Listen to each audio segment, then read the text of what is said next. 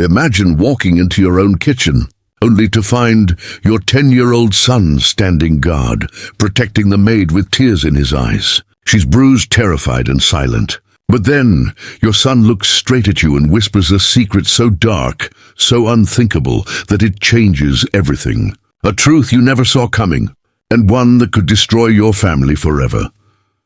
The first light of dawn crept through the tall windows of a sprawling colonial-style home in upstate New York. The house was quiet, draped in that eerie silence that only arrives before a storm, though no clouds marked the sky.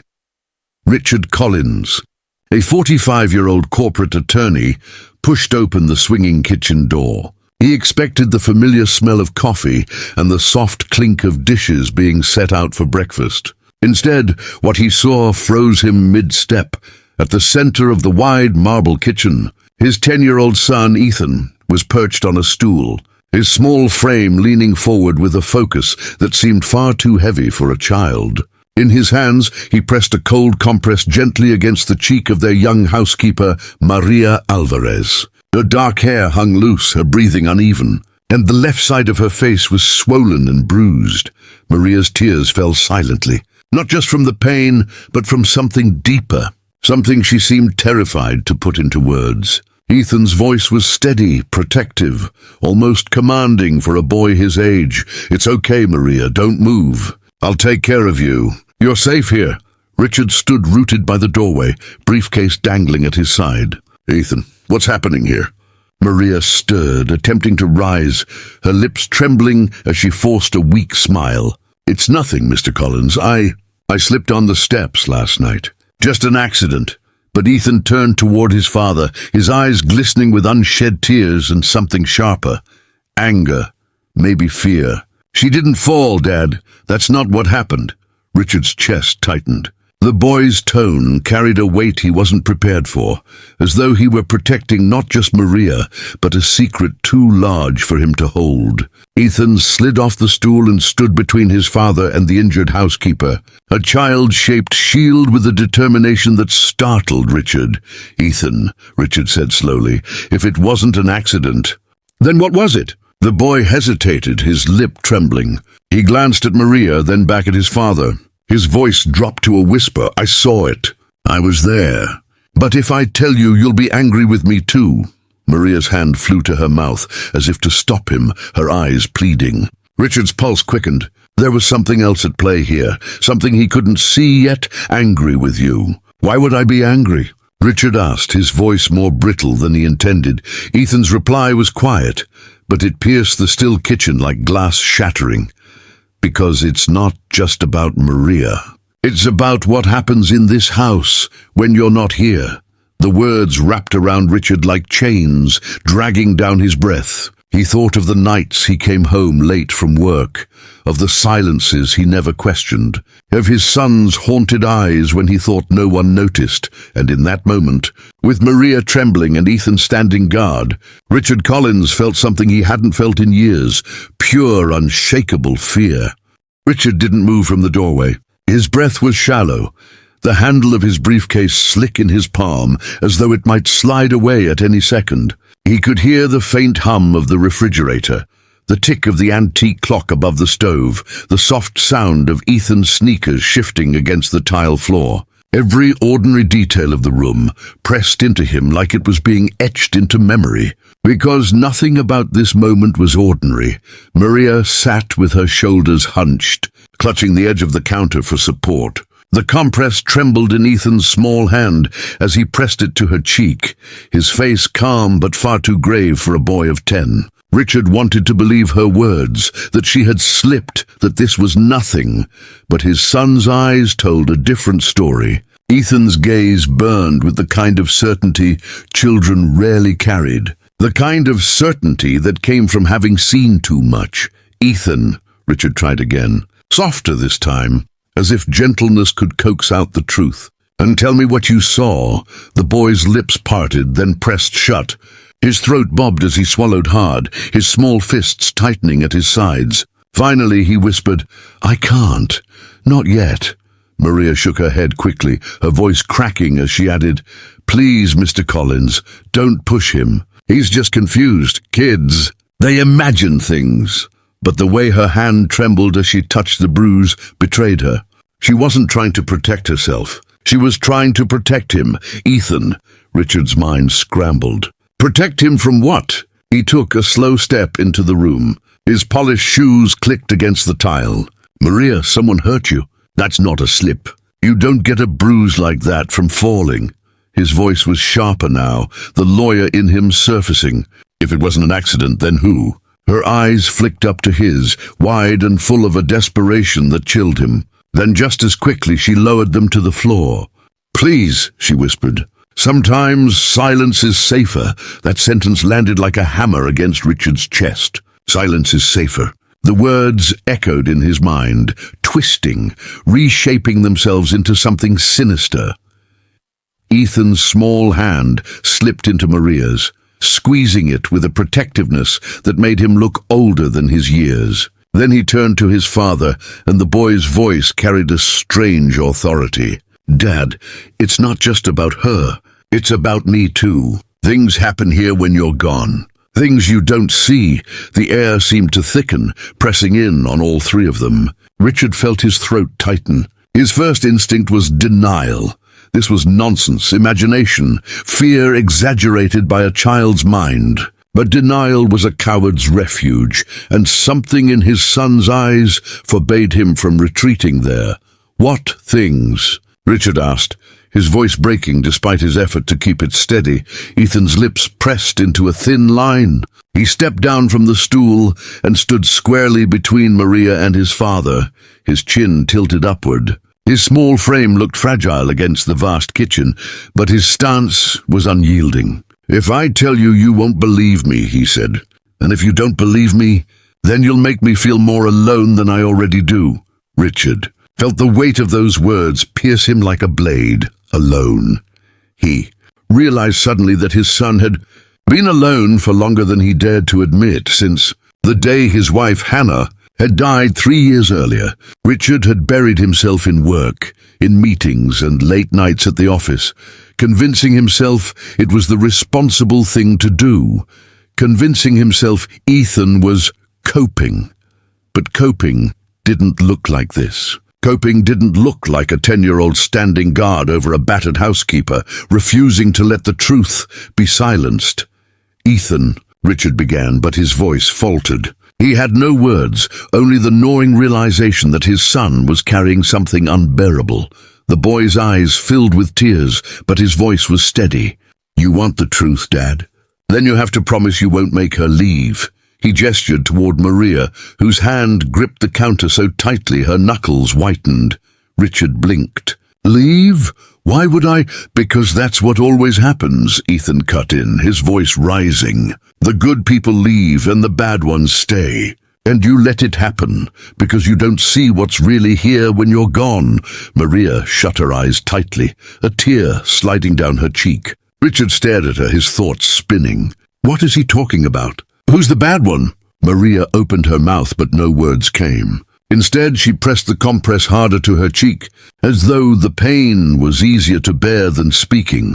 And that was when Richard realized something else. Fear hung over this kitchen like smoke. But it wasn't his son's fear of childish monsters or Maria's fear of being hurt. It was fear of being disbelieved. Fear that truth once spoken would only deepen the wounds. He thought of Celine, the housekeeper who had worked here before Maria. She had left suddenly. No explanation given, just a hastily scribbled note about personal reasons. At the time, Richard hadn't asked questions. He was too consumed by deadlines and conference calls. But now, the puzzle pieces began to shift uncomfortably in his mind. He drew a sharp breath, his eyes moving from Maria's swollen cheek to Ethan's tear-bright gaze. "This house," he murmured. "What the hell has been happening in this house?" The boy bit his lip, fighting the tremor in his chin. Then in a voice so quiet it was almost a confession, Ethan whispered, "Sometimes. At night, there's someone else here." Richard's heart stumbled. He looked at Maria. her face drained of color, her eyes filled with a terror that told him this wasn't the first time she'd heard those words. "Someone else," Richard repeated, his voice shaking. "Ethan, who?" But the boy only shook his head, his eyes darting toward the darkened hallway beyond the kitchen door. "If I say it, she'll know. And then it'll get worse." For the first time in years, Richard Collins, the man who built his life on control, arguments and evidence, felt powerless. There was no case to win here, no deal to negotiate. Only a broken house, a trembling maid, and a son who claimed that silence was safer than the truth. And as Richard stood frozen in that marble kitchen, the morning light catching the edge of Maria's bruise, he realized something chilling. Silence had been running this house for a long time, and it was alive. The rest of that morning passed in a haze of half-spoken words and unanswered questions. Richard Collins went to his office downtown, but the courtroom papers on his desk might as well have been blank. His mind replayed the image of his son, 10 years old, jaw clenched like a soldier, shielding Maria from him as if Richard himself were the threat. By noon, he had cancelled 2 client meetings and sat staring at his office window, the Manhattan skyline blurred by fog. He couldn't shake Ethan's words. "It's about what happens in this house when you're not here." When Richard returned home late that evening, the mansion seemed too still. The lamps glowed in the entryway. The grandfather clock ticked dutifully, but the air felt wrong, stiff, heavy, as though the house itself was holding its breath. At dinner, Maria set the table in silence. Ethan picked at his plate, moving peas back and forth without ever eating them. Richard watched them both carefully. Maria avoided his gaze. Ethan avoided speaking. The tension sat like another guest at the table. Finally, Richard broke it. "Ethan," he said gently, "about this morning." "I told you the truth," the boy interrupted. His tone was not defiant but weary, the voice of someone far older than his years. "But it doesn't matter, does it?" Richard set down his fork. "Of course it matters." Ethan shook his head and rose abruptly from his chair. His untouched plate clattered as he pushed it away. "No, because if I tell you everything, you'll just send Maria away. That's how it always ends." Before Richard could answer, Ethan hurried upstairs, his small footsteps echoing on the stairwell. A moment later, a door slammed shut. Maria flinched at the sound. She clutched the edge of the table, then whispered, "He's telling the truth, Mr. Collins. He saw what he saw." Richard leaned forward. "Then help me understand. What happened to your face? Who did this to you?" But Maria only shook her head, her eyes glassy. "Sometimes silence is the only way to survive in this house." And with that, she left the room, her apron brushing the chair as she went. That night, Richard poured himself a glass of whiskey he hadn't touched in months. He carried it into his study, but when he sat behind his desk, he couldn't lift the glass to his lips. Through the wall, he thought he heard faint crying, Ethan's, muffled, restrained, the kind of tears a child hides when he believes no one will come. Richard nearly rose to check on him, but stopped. He stood at Ethan's door, hand hovering over the knob.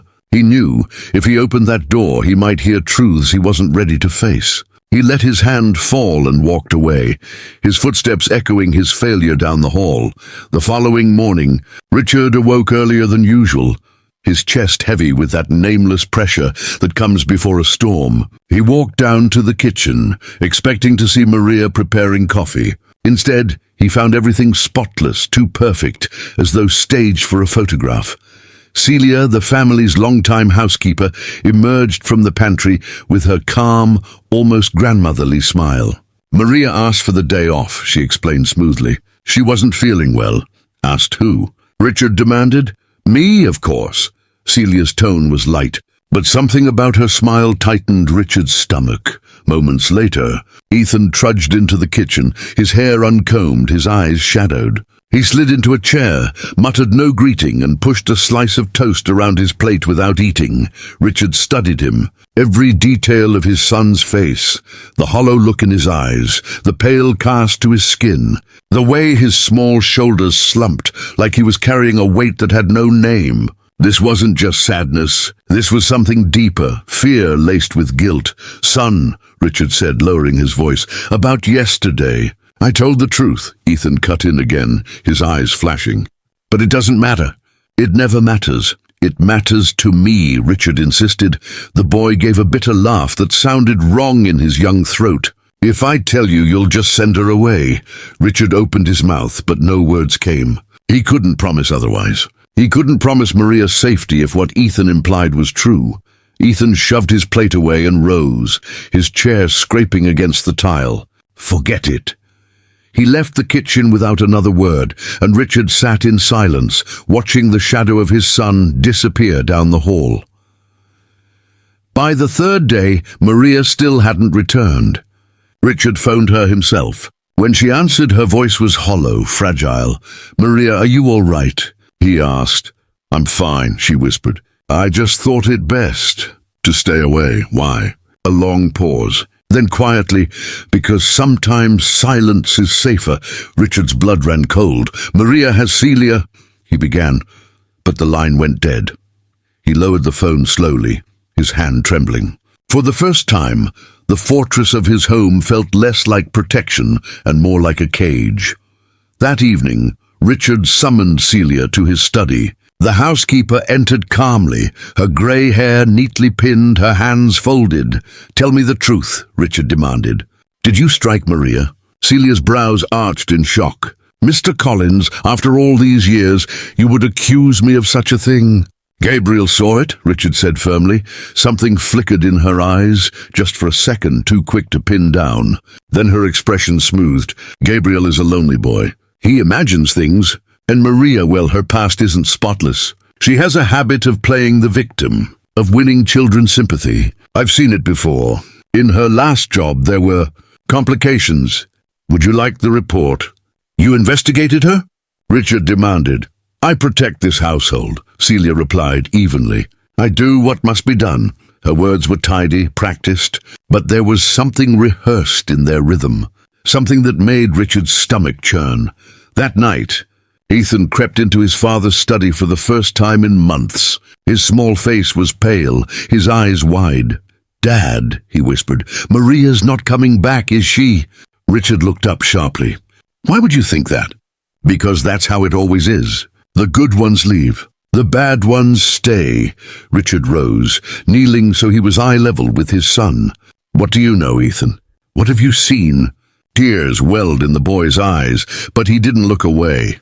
"Things in the hallway at night. Whispers at my door. Sometimes the door opens, and I feel someone sitting on my bed. It's not Maria, it's not Celia, and it's not you." Richard's breath caught. "Then who?" The boy's voice cracked, but he forced the words out. "I don't think it's who, Dad. I think it's what." And in that moment, the walls of the Collins estate seemed to close in tighter, the shadows stretching longer, as though the house itself had been listening all along. Richard hardly slept that night. He sat in the leather chair of his study, the glass of whiskey untouched on the desk, his eyes fixed on the hallway beyond the half-closed door. Every creak of the old house made him flinch. Every whisper of wind across the shutters made him think of Ethan's words. "It's not who, it's what." At some point near midnight he rose and walked the halls. The mansion, built over a century ago, had always carried an air of solemn dignity, but now it felt suffocating. The portraits of long-dead Collins' ancestors watched him with unreadable eyes. The ornate wallpaper seemed to ripple in the dim light. He paused outside Ethan's room and listened. For a moment he thought he heard the faintest murmur, a child's whimper, quickly stifled. When he opened the door, Ethan was curled beneath his blanket, eyes squeezed shut, pretending to be asleep. Richard didn't press him. He simply pulled the blanket higher over his son's shoulder and whispered, "I'm here." But the boy didn't move. Richard realized with a hollow ache that Ethan no longer believed such promises. The next morning, Richard skipped work entirely. He sat at the kitchen table with a black coffee untouched before him, watching Celia move about with her usual efficiency. Every gesture of hers, the careful folding of napkins, the deliberate clink of china, felt staged, calculated. Finally he asked, "Where's Maria?" Celia gave her usual placid smile. "She requested more time off. I advised her to rest." Richard's jaw tightened. "She didn't request it from me. She doesn't need to trouble you with her little issues. Mr. Collins, that's why I'm here, to manage such matters." The patronizing lilt in her voice scraped against his nerves. He wanted to press, to demand answers, but Ethan appeared in the doorway, pale and silent. His hair was mussed, his pajama shirt wrinkled. He slid into a chair and stared at his toast without touching it. "Son," Richard said softly, "did you sleep?" Ethan shook his head once. His voice, when it came, was flat. "I heard them again." Richard leaned forward. "Who? Not who." The boy's lips trembled. "What?" Celia laughed lightly, almost too quickly. "He dreams, Mr. Collins. Children at this age." But Ethan's small hand slammed onto the table with a force that startled them both. His eyes were wet but blazing. "I'm not dreaming." "You don't listen." "Nobody listens." The boy shoved away from the table and ran upstairs. Richard half rose to follow, but Celia's voice stopped him. "He needs firmer discipline," she said smoothly. "Grief has left him untethered. If you allow him to indulge these fantasies, you will only make him weaker." Richard turned on her, his voice sharp. "Don't you dare tell me how to raise my son."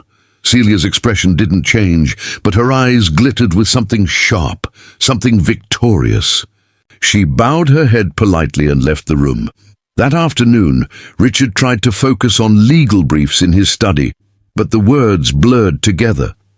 He found himself wandering upstairs again, this time to Ethan's room. The boy sat cross-legged on the carpet, colored pencils scattered around him. At first glance, it looked like any child's pastime, but as Richard drew closer, his heart chilled. Ethan wasn't drawing superheroes or race cars. He was sketching long, narrow corridors, doorways shrouded in shadow, faceless figures in white dresses. In the corner of the page, written in a trembling hand, were the words, "She said she will come back." Richard crouched down, his voice hushed. "Ethan, who is she?" The boy didn't look up. His pencils scraped harshly against the paper. "You wouldn't believe me." "Try me." Ethan's hand stilled.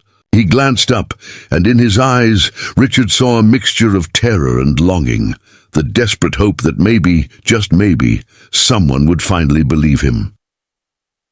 "She comes at night," Ethan whispered. "She sits on my bed. She touches my face.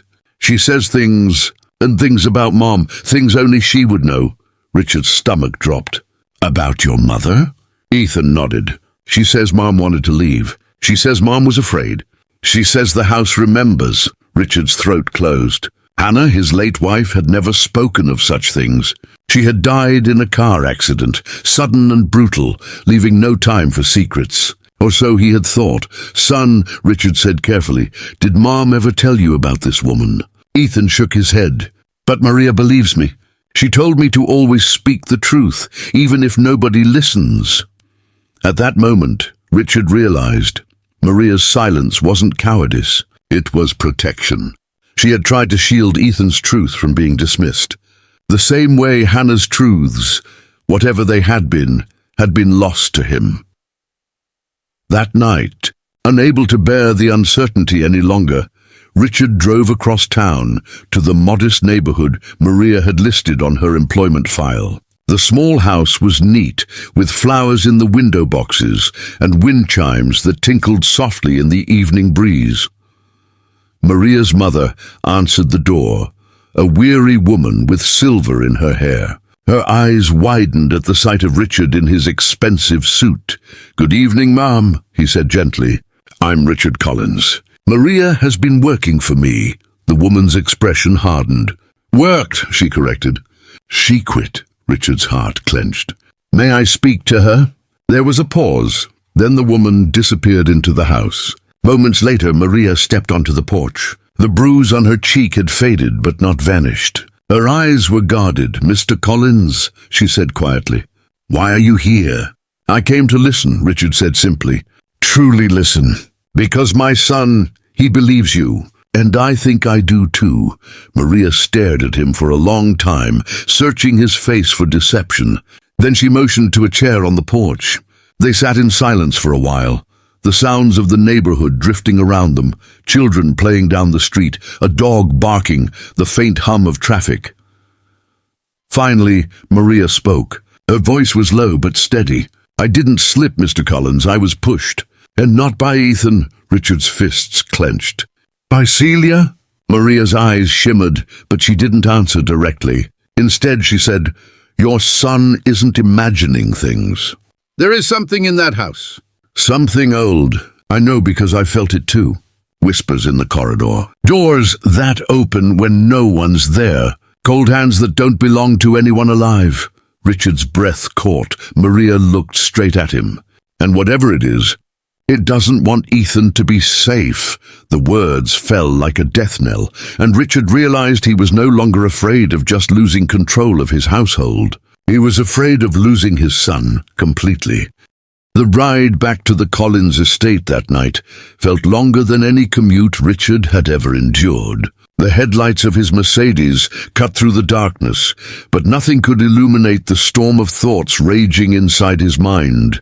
Maria's words reverberated in his skull. There is something in that house, something old, and it doesn't want Ethan to be safe. For the first time, Richard Collins, master litigator, man of reason and law, confronted a truth he couldn't cross-examine, couldn't file into evidence, couldn't argue away. When he arrived, the mansion loomed larger than usual against the pale moonlight. The windows glimmered faintly like watchful eyes. The old house had always been a symbol of his family's legacy, its size and grandeur a point of pride. Tonight, it felt less like shelter and more like a trap. Inside, the house was too still. Celia was nowhere in sight, though Richard suspected she had melted into the shadows, listening as always. He climbed the staircase slowly, his hand trailing along the polished banister. Halfway up, he paused. A sound drifted faintly from the second floor, a melody. It was a lullaby. His breath caught. He knew that song. Hannah used to hum it to Ethan when he was an infant late at night in the nursery. He hadn't heard it since the day she died. His pulse quickened.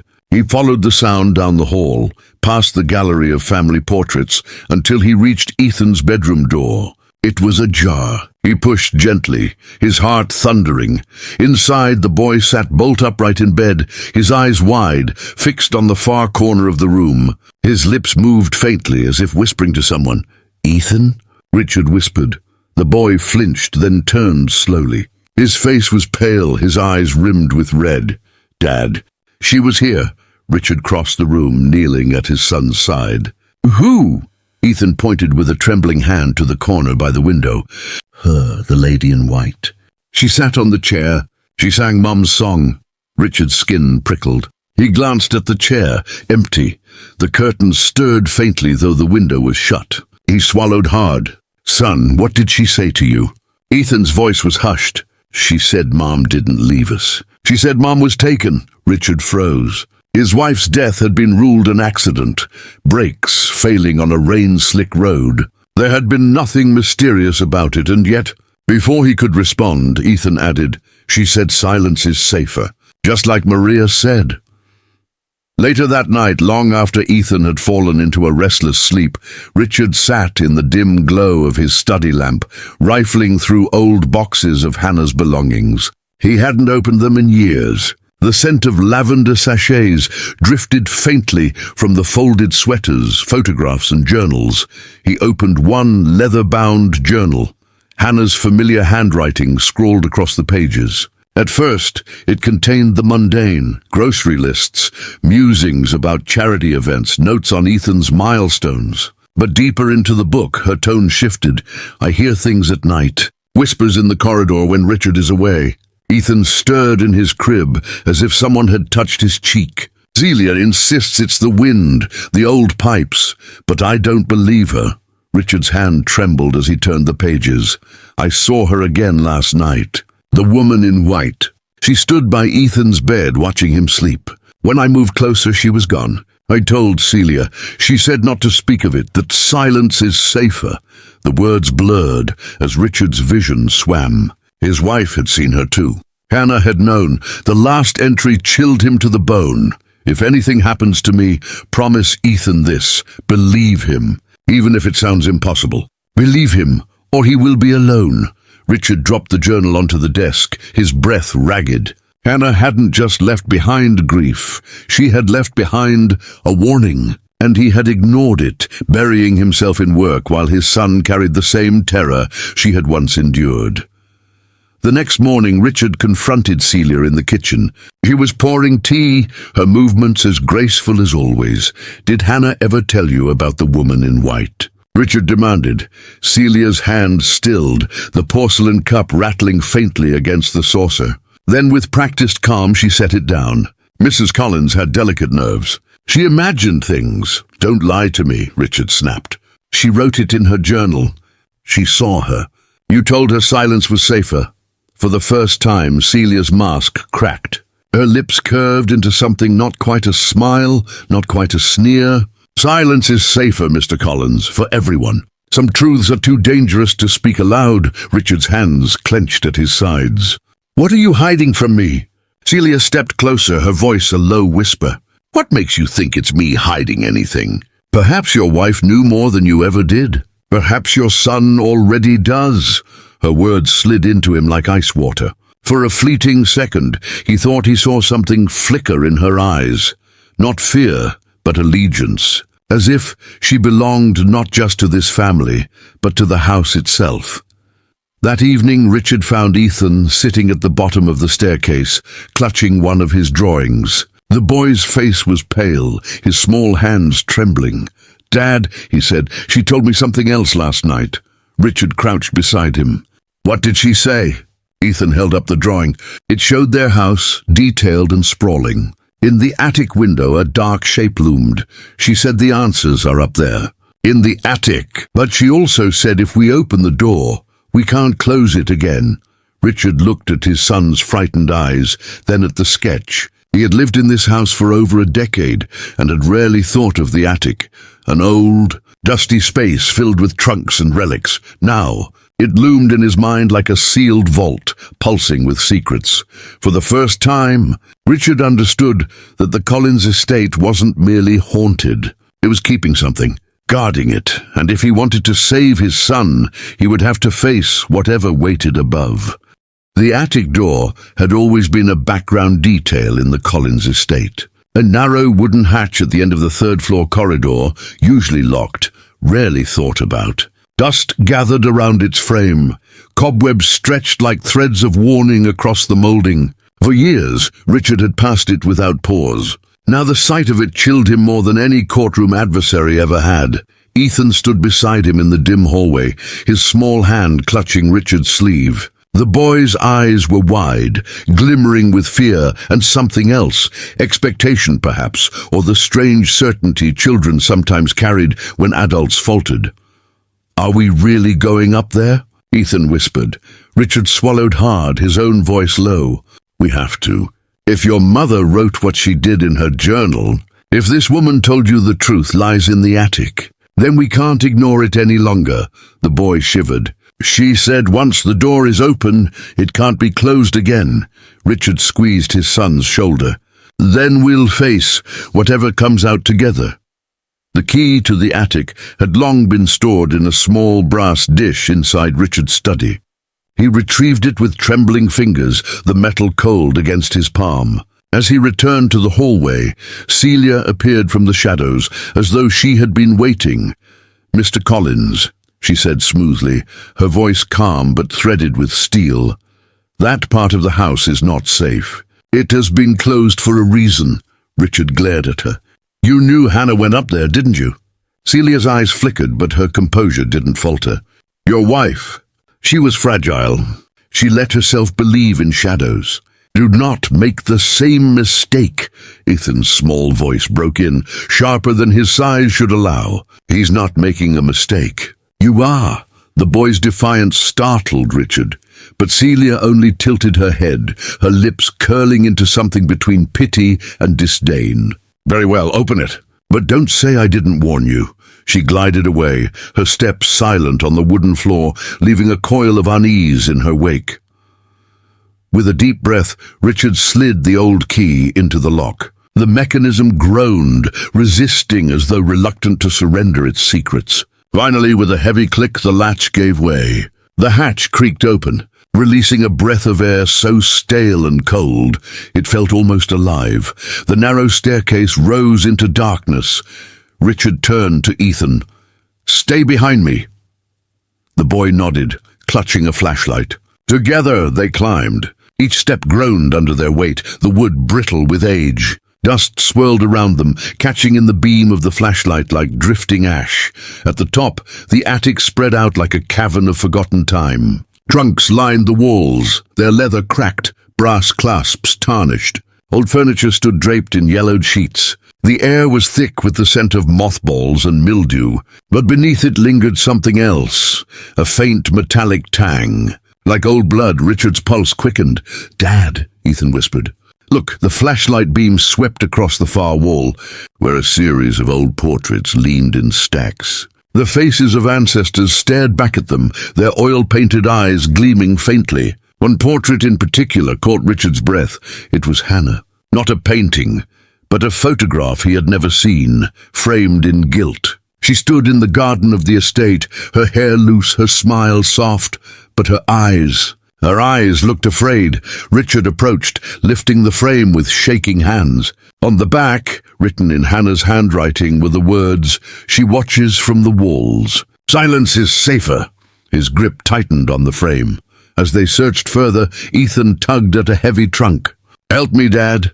Together they pried it open. Inside lay a collection of belongings, old linens, children's toys from generations past, brittle letters tied with ribbon. Richard picked one at random. The ink was faded but legible.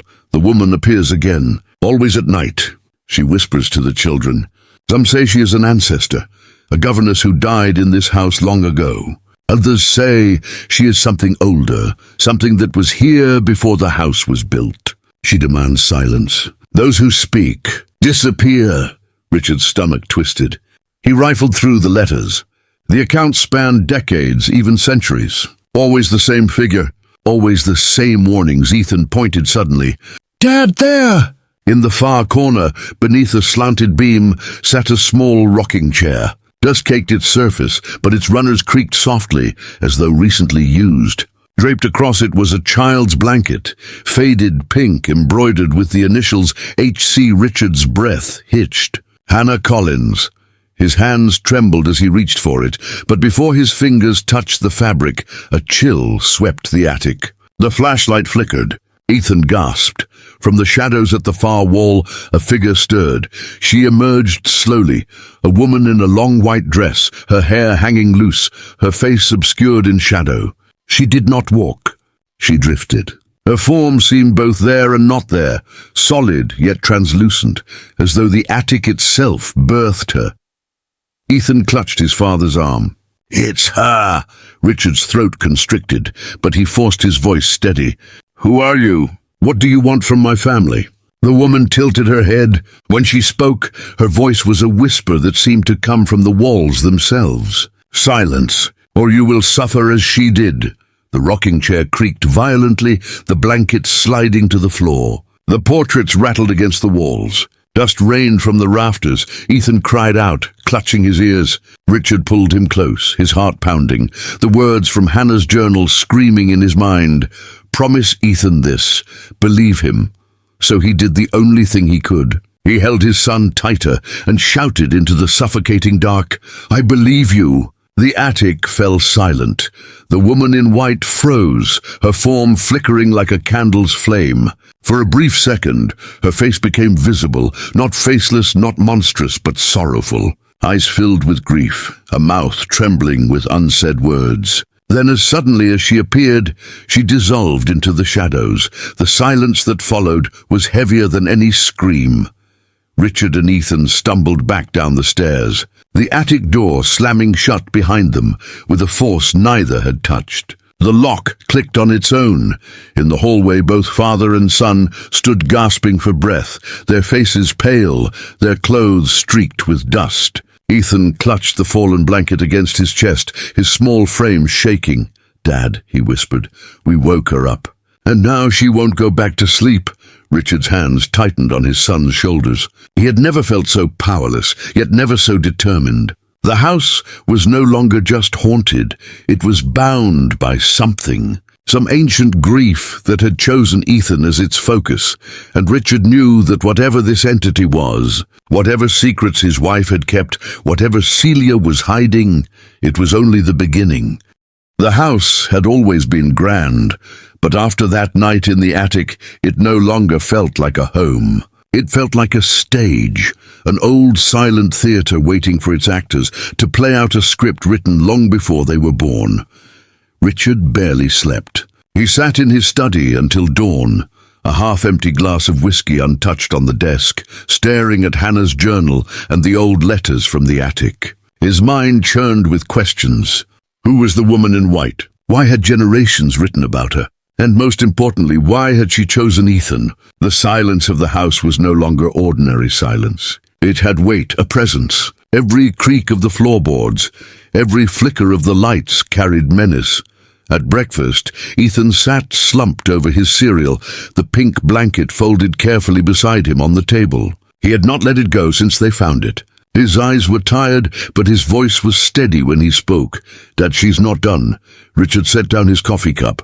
"Ethan, she told me last night," the boy interrupted. His gaze was far away, as though watching something Richard couldn't see. "She said the attic was only the first door." "There are others." Richard's pulse spiked. "What do you mean, others?" Ethan slowly raised his hand and pointed toward the hallway that led to Hannah's old bedroom. "She says Mom left a door open too." The words cut through Richard like ice. Hannah's bedroom had been untouched since her death. He kept it locked, preserving it as a shrine, but now his son spoke of it with unsettling certainty.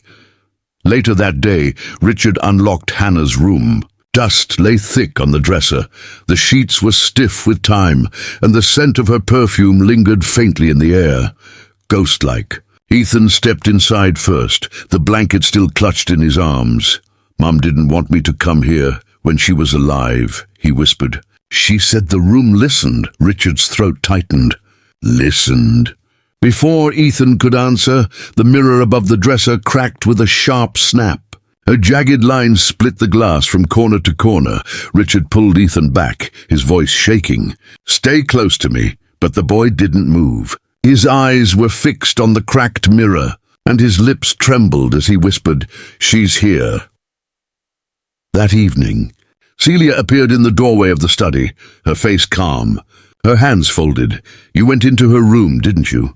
she asked. Richard slammed the journal shut. "What do you know, Celia? What have you been hiding from me all these years?" The governess tilted her head, her eyes glinting. "What I've always known, Mr. Collins. Your wife saw her too. She fought her, but she never truly won. And now your son has been chosen."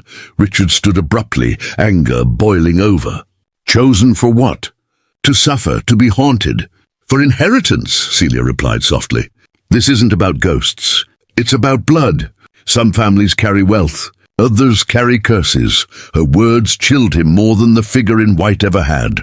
That night, Ethan awoke screaming.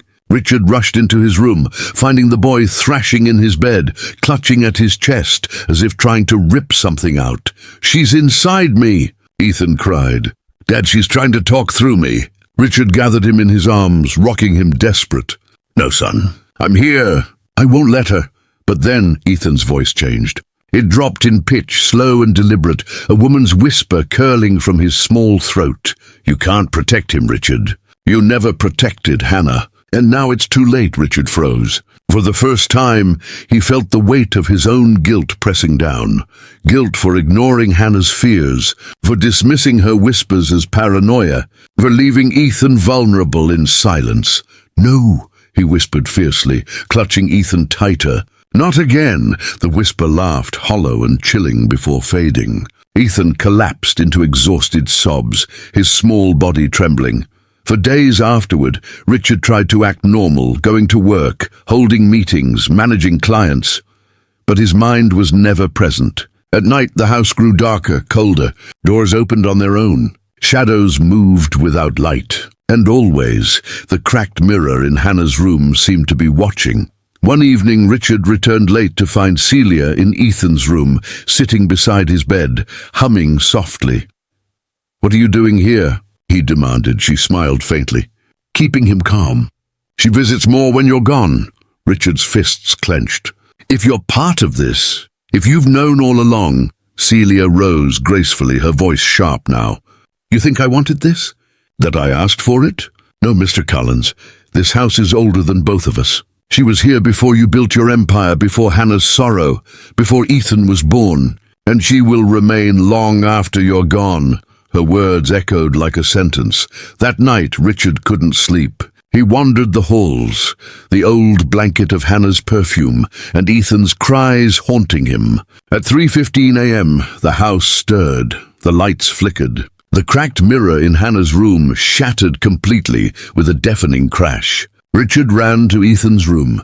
The boy sat upright in bed, eyes wide open, pupils dark as ink. "Dad," he said, but it wasn't his voice. "She's here.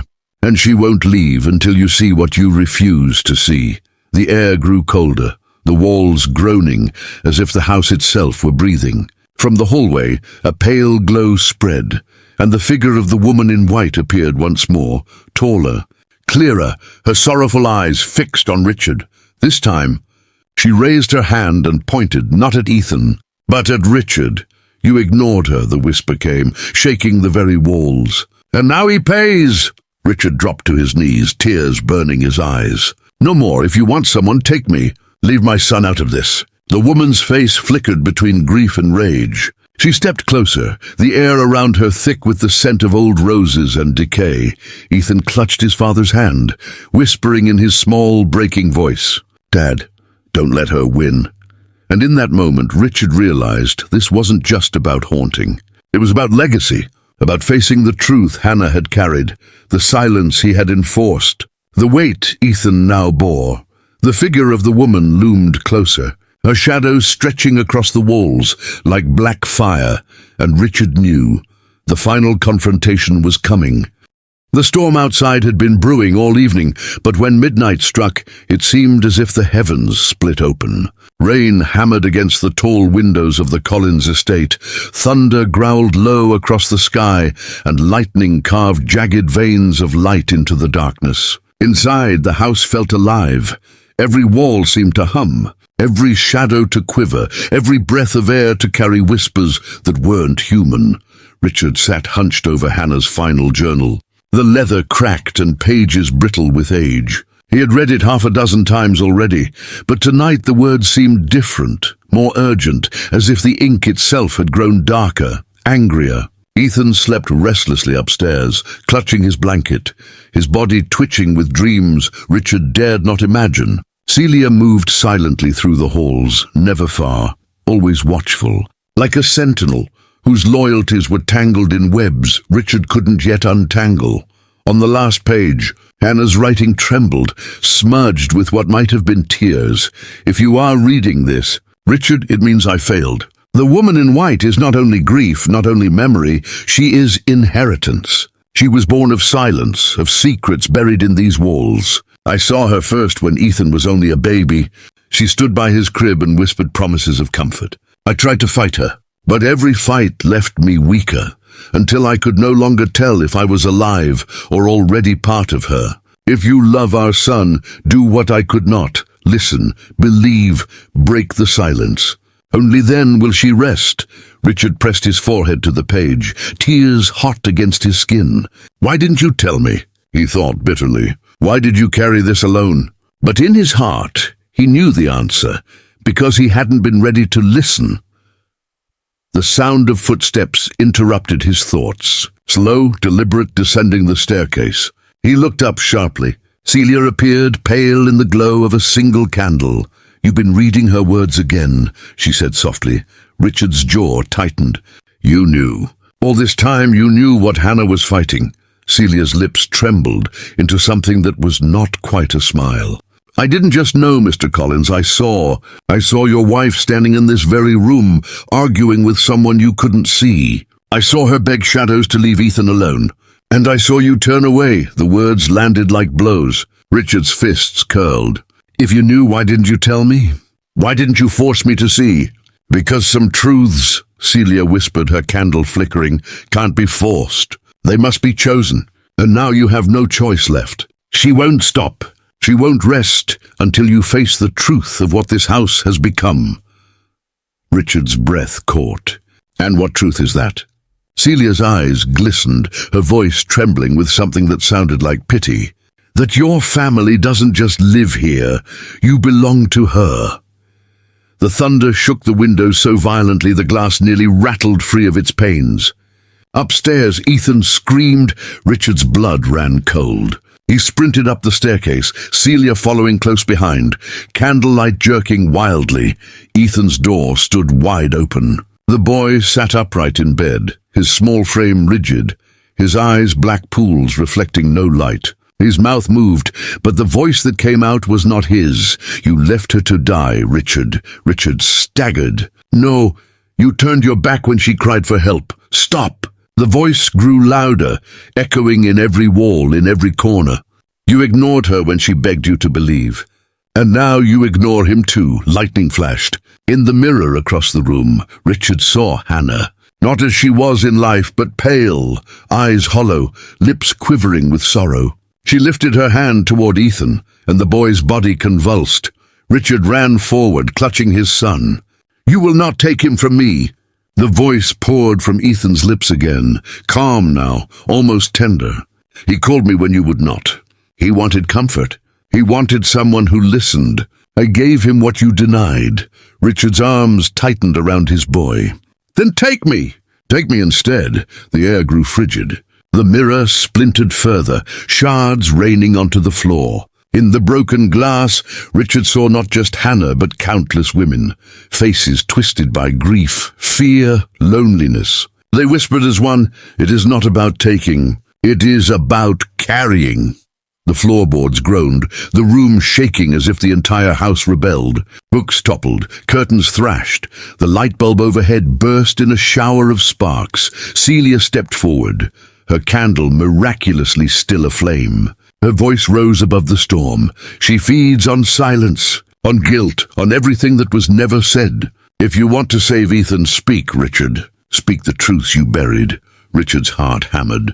He looked at his son, eyes void, body trembling, lips curling into that alien half-smile, and knew she was right. His voice broke as he spoke aloud. "I failed her. I failed Hannah. I told her she was weak, that her fears were madness, when all she wanted was for me to believe. I buried myself in work, in money, in silence because I was afraid to face what I couldn't understand. I let her die thinking she was alone, and now I'm doing the same to my son." Tears streamed down his face. He clutched Ethan tighter. "But no more. I see you. I hear you. And I will never leave him. Not again. Not ever." For a moment the house fell silent. The storm outside quieted, thunder fading into distance. Ethan's body slackened, his chest heaving, his eyes fluttering. But then, from the shattered mirror, the woman in white stepped fully into the room. No longer a flicker, no longer half-formed, solid now. Real, her dress flowing like smoke. Her eyes pools of endless grief. She reached toward Ethan. Richard stood between them. "You can haunt me," he said, voice low, raw. "You can break me. But you will not have my son." The woman's hand hovered inches from his chest. Her lips parted, and in a voice that carried centuries of sorrow she whispered, "Then listen to us all." And in that instant, the room exploded with voices. Women's voices, children's voices, crying, pleading, begging to be remembered. The air vibrated with their anguish. Shadows twisted into shapes, faces long forgotten, bodies hunched in pain, eyes wide with despair. Ethan awoke with a strangled sob, clutching his father's arm. "Dad, they won't stop!" Richard turned to Celia, desperate. "What do we do?" Celia's face was pale, her candle finally extinguished. Her voice shook. "This house is a tomb of silence. The only way to end it is to give them what was stolen. Let them speak, all of them." Richard's heart pounded. He realized what she meant. They didn't want exorcism. They didn't want banishment. They wanted to be heard. So he nodded, pulling Ethan close, his own voice rising above the storm of whispers. "Then speak. Tell me everything." "I won't turn away this time." The voices grew louder, a torrent crashing over them, filling every crack of the house. Richard's ears rang, his chest ached, but he forced himself to listen. Stories poured through the walls, of children left alone, of wives dismissed, of fears mocked, of cries silenced. Decades, centuries of pain buried within these walls. Ethan clutched his father tighter, tears soaking his shirt. "Make it stop, Dad." Richard shook his head, his own tears falling. "We can't make it stop, son. We can only let them finish." Hours passed like minutes, or perhaps minutes like centuries. Finally, as dawn crept into the sky, the voices dwindled. The shadows thinned, the air warmed, and the woman in white stood before them once more. Smaller now, frailer, her grief softened. She looked at Richard, then at Ethan, and finally at Celia. Her lips curved into the faintest of smiles. "Remember us," she whispered. Then, with the first light of morning, she dissolved into dust and vanished. The mirror stood whole again. The house exhaled. Richard collapsed to the floor, Ethan in his arms. The boy's eyes fluttered open, weary but clear. "Dad, I'm here," Richard whispered, kissing his forehead. "And I'll always be here." Celia stood silently in the doorway, tears glistening on her cheeks. For the first time in years, her stern mask was gone. She whispered to herself so low only the walls heard. Perhaps now, finally, the house can rest. But even as the sun rose, Richard couldn't shake one truth. The woman was gone, for now. But the curse was not broken. It was only silenced, and silence he now knew was never safe. The sun broke through the grey morning clouds, washing the Collins estate in a fragile golden light. For the first time in what felt like an eternity, the house stood quiet, not the oppressive quiet that pressed on the lungs, but a tentative, almost peaceful silence. Richard stood at the window of his study, staring out at the drenched gardens, their leaves glittering with rain. He held a mug of coffee in his hands, but the liquid had long since gone cold. His reflection in the glass looked older than he remembered, haunted, exhausted, but also changed. Behind him, the sound of soft footsteps. Ethan padded into the room, still clutching the faded pink blanket, his hair messy from sleep. He climbed into the chair opposite Richard and studied him with solemn eyes. "Is she gone, Dad?" the boy asked quietly. Richard set the mug down, his throat tightening. "For now," Ethan looked down at the blanket, fingers tracing the worn embroidery. "She said she only wanted to be remembered." "Yes," Richard whispered, "but sometimes being remembered means carrying pain with it."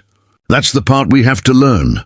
The boy nodded slowly, as if absorbing a lesson too heavy for his years. Over the next days, the house shifted in subtle ways. The mirrors no longer cracked. The air no longer held the icy chill that seeped into the bones. At night, Ethan slept without waking in terror, though he sometimes murmured in his dreams, whispering fragments of voices Richard could not decipher. Celia, too, had changed. The governess, once so controlled, now walked the halls with softer steps, her gaze distant, her lips often moving in silent prayer. One afternoon, Richard found her in the old library, pulling a weathered leather-bound volume from a high shelf. She held it with both hands, as though it were holy. "What is it?" Richard asked. Celia hesitated before answering. "A record of the court family." "My family," Richard froze. "Your family?" She nodded, her eyes shadowed. "I never told you because I wasn't sure myself. My grandmother was Cecilia Court, one of the last girls to study at the convent before it closed. She never spoke of it directly, but I remember her saying that our blood carried a silence heavier than most. When I came to work here, I recognized the signs. I thought I could control it. I was wrong." Richard felt the ground shift beneath him. "So this was never just about Hannah or Ethan, it was." "In your family too?" Celia's hands tightened around the book. "The woman in white, Isadora Courts. She was my grandmother's sister." The revelation hit Richard like a thunderclap. All the pieces, the diaries, the voices, the bloodlines, suddenly connected. The haunting wasn't random. It was inherited, a chain stretching across generations, binding families together in grief and silence. That night, Richard sat with Ethan on the porch. The boy leaned against him, quiet, watching fireflies spark across the damp garden. "Dad," Ethan said after a long pause, "when Mom was alive, she used to tell me stories about a house that could listen. She said if you whispered your secrets to the walls, they would keep them safe forever." Richard closed his eyes, his heart aching. She believed that. She thought secrets were safer when hidden. But the truth is, secrets rot, Ethan. They grow teeth. That's what we've seen. That's why we have to stop hiding. Ethan turned his face up, eyes wide, searching. "So we tell the truth even if it hurts?" "Yes," Richard said firmly, "especially if it hurts." The boy seemed to think about this, then nodded, leaning his head against his father's arm. Weeks passed. The Collins estate, once suffocating, began to breathe again. Richard took time away from his practice to stay home, rebuilding a bond with Ethan he hadn't realized was so fragile. They cooked together, planted flowers in Hannah's abandoned garden, and read books by the fireplace late into the evening. Still, the shadow lingered. One evening, Ethan brought Richard a drawing. It was a child's sketch of their house, crude but recognizable, with windows glowing yellow. Outside stood three figures, Richard, Ethan, and Hannah. But behind them, almost hidden, was another figure, a woman in white. Not menacing this time, but small, almost fragile, watching from the edges. Richard studied it in silence. "Do you still see her?" Ethan shrugged. "Not like before. She doesn't scare me now. She just watches, like she's making sure we remember." Richard kissed the boy's head, though his chest ached. Some hauntings never truly left. They simply changed shape. Celia's presence grew more complicated. She became a confidant, someone who understood the language of silence as well as Richard did. One night, over a late glass of wine in the kitchen, Richard asked the question he had avoided for weeks. "Why did you stay, Celia? After everything?" She met his gaze steadily. "Because leaving doesn't end it. The silence follows. The only way to break it is to face it, to carry it openly. And here, in this house, I think we finally started." Richard studied her, the lines of exhaustion on her face, the quiet strength in her eyes. For the first time, he wondered if fate had placed her in their lives not as a governess, but as a witness, someone bound to the same curse, destined to help shoulder its weight. 2 years later, the Collins estate was transformed. The rooms, once closed off, were now alive with laughter and light. Ethan, now 12, had grown taller, his voice deeper, his smile easier. He spoke openly about his fears, his dreams, even his memories of his mother, no longer hiding them behind locked doors of shame. He started a small project in town with his father's help, an art program for children who had lost parents, who carried grief too heavy for their small frames. He called it the Listening House. When Richard asked why, Ethan simply said, "Because no one should feel like they're alone in the dark." Celia remained with them, though her role shifted from governess to something quieter, more familial. She tended the gardens, kept the journals organized, and sometimes sat on the porch in the evenings, whispering prayers Richard never interrupted. One summer afternoon, as the three of them worked in the garden, Ethan suddenly paused, staring toward the upper window of the house. His face was calm, not afraid. "What is it, son?" Richard asked. Ethan smiled faintly. "She's there, in Mom's old room. Just watching." Richard and Celia followed his gaze. For a moment, in the shimmer of sunlight against the glass, Richard thought he saw her too, a pale figure in white, standing still, eyes sorrowful, yet at peace. He reached for his son's shoulder. "Does it scare you?" Ethan shook his head. "No, I think she's waiting, not to hurt us, just to make sure we don't forget." Richard pulled him close, his voice low but steady. "We won't. Not ever." And in the stillness of that summer afternoon, with the flowers blooming bright and the house breathing gently behind them, Richard knew the truth. The haunting would never fully leave. But neither would the love, and sometimes that was enough.